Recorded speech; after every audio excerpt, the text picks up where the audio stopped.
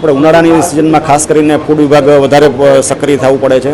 એમાં ઉનાળામાં જે વસ્તુનું કન્ઝમ્પશન વધારે થતું હોય એની પર આપણે વધારે ચેકિંગનું ધ્યાન કેન્દ્રિત કરીએ છીએ. એના અનુલક્ષીને જે આપણે આઈસ્ક્રીમની ફેક્ટરીઓ ચકાસણી હાથ ધરેલ છે, જેમાં અત્યારે આપણે લક્ષ્મીનગરમાં આવેલ ડિલાઇટ આઈસ્ક્રીમની ચકાસણી હાથ ધરેલ છે. આજે બુધવાર હોવાથી અહીંયા ઉત્પાદન પ્રક્રિયા બંધ જોવા મળેલ છે, એટલે હાઇજેનિક કન્ડિશન ઓવરઓલ સારી જોવા મળેલ છે, પણ તૈયાર બનાવેલા આઈસ્ક્રીમ છે જોવા મળેલ છે. આઈસ્ક્રીમ છે એમાં જે વસ્તુ પેક કરેલી હોય છે એમાં લેબલિંગના નિયમો છે ફરજિયાત હોવા જોઈએ પ્રમાણે પેકેટ ઉપર જોવા મળેલ છે, પરંતુ લૂઝ આઈસ્ક્રીમમાં મેન્યુફેક્ચરિંગ ડેટ અને એક્સપાયરી ડેટ લખવાની અમે સૂચના એને આપીશું. એ સિવાય આપણે અહીંથી તૈયાર પ્રોડક્ટ એટલે આઈસ્ક્રીમ તથા એના રો મટીરિયલના નમૂના લેવાની કાર્યવાહી કરશું.